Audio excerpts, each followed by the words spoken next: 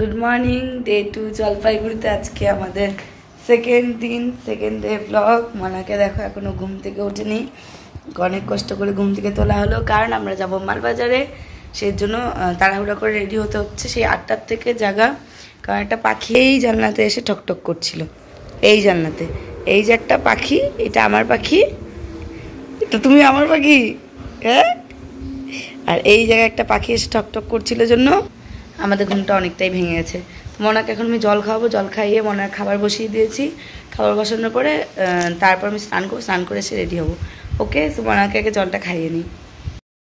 আমি ওকে চেষ্টা করেও জল খাওয়াতে পারলাম না, এই ভিডিওতে তোমরা দেখতেই পারবে। তো আমি যাই, ওর খাবারের ব্যবস্থা করি, ওর বাবা ততক্ষণ ওকে জল খাইয়ে দেবে।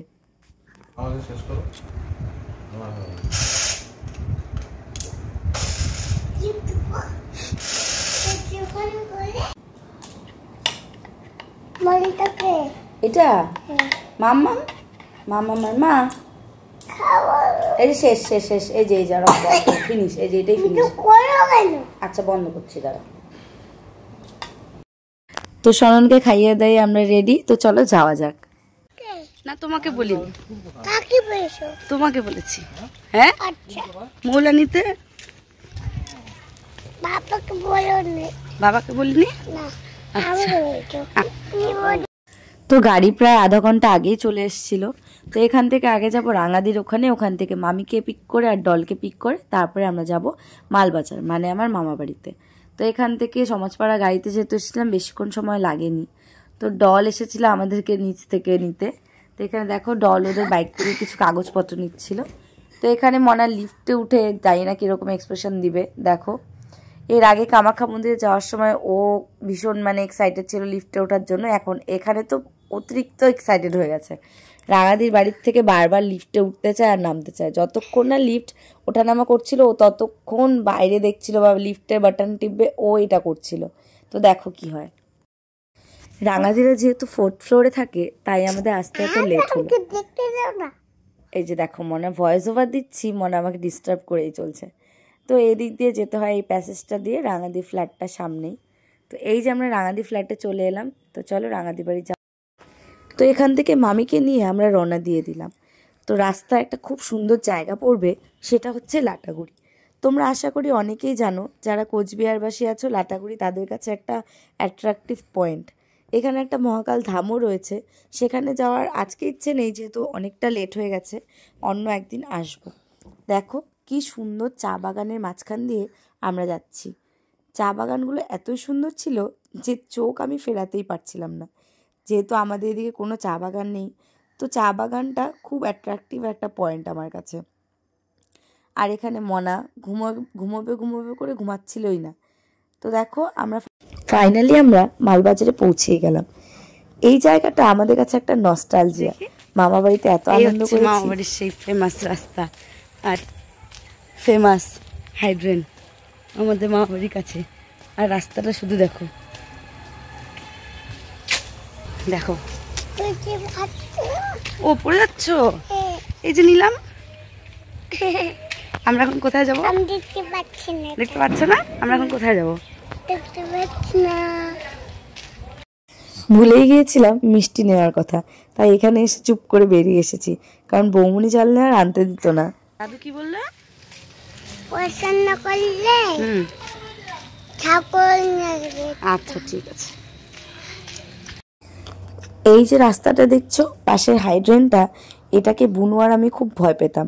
আর সামনের যে কালভারটা আছে, ওখানে বসে থাকতাম, কারণ একটু পর পর এই ট্রেন দিয়ে সাপ যেত। তো চলো মামাবাড়ির রাস্তাটাও তোমাদের দেখিয়ে দিই। আগে ঢোকার সময় ভিডিও করতে পারিনি, তো এখন তোমরা দেখে নাও। আমি তোমাদের এবার মামা বাড়িটা একটু দেখিয়ে দিই। আগের লুকটা যদিও নেই, কারণ এই সাইডে মামি ঘর তুলেছে জন্য মেজো। তো এই যে দেখছো হলুদ ঘরটা, এটা আমার মেজো মামির ঘর। আর এই পাশে বড় মামির ঘর। আর পাশের ঘরটা হচ্ছে রান্নাঘর ওদের। এই যে গাড়িটা, এটা হচ্ছে গুবলুর গাড়ি।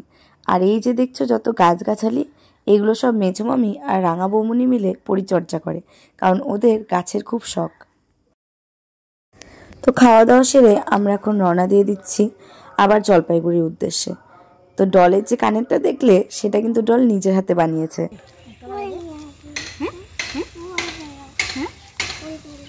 চলে গেলে কি বলে গেলে এটা তুমি থাকবা আর কিছু লাগবে? হ্যাঁ দিব। ওই যে গুবলু দাদাকে বলো টাটা। হ্যাঁ আসবো। হ্যাঁ টাটা। চলো। যতই বড় হয়ে যায় না কেন, মামা বাড়ি থেকে চলে যাওয়ার সময় কেন জানি না একটা খারাপ লাগা কাজ করে, তবুও যেতে হবে। চলো তাহলে এখন জলপাইগুড়ি যাওয়া যাক। পৌঁছতে পৌঁছতে আমাদের প্রায় সন্ধ্যা করিয়ে রাত হয়ে গিয়েছিল। প্রায় 7টা যখন বাজে তখন আমরা পৌঁছালাম জলপাইগুড়িতে। তো দেখো এখন আমি আবার রেডি হয়ে গেলাম, আমরা একটু শপিংয়ে যাব করে, শপিং থেকে আবার রাঙাদি বাড়িতে যাব। তো চলো এখন আমরা একটু শপিংয়ে যেয়ে নিই। এদিকে দেখো আমরা শপিং করছি আর ভাই আর মনার বাবা দুজনে আমাদের পিছন পিছন ঘুরছে আর বোর হচ্ছে। এটা কিন্তু দারুণ একটা ক্লিপ। তোমাদের কেমন লাগলো অবশ্যই কমেন্ট করে জানিও।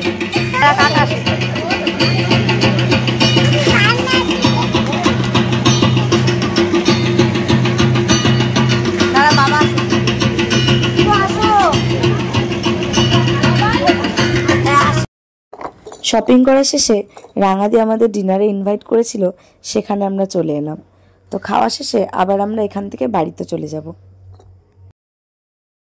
তো ফ্রেন্ডস এই ব্লগটা আমি এখানেই শেষ করলাম। রাঙাদির বাড়ির ফার্স্ট দিন আমি গেলাম, সেই এক্সপিরিয়েন্স তোমাদের সাথে শেয়ার করলাম। আশা করি তোমাদের ভিডিওটা ভালো লেগেছে। আর ডল শোনে যদি ভিডিওটা দেখে থাকি, so I really miss you. মনা তোদেরকে খুব মিস করে। তো যাই হোক এই ব্লগটা আমি এখানেই শেষ করলাম। ওকে বাই, নেক্সট ব্লগে আবার দেখা হচ্ছে, টাটা।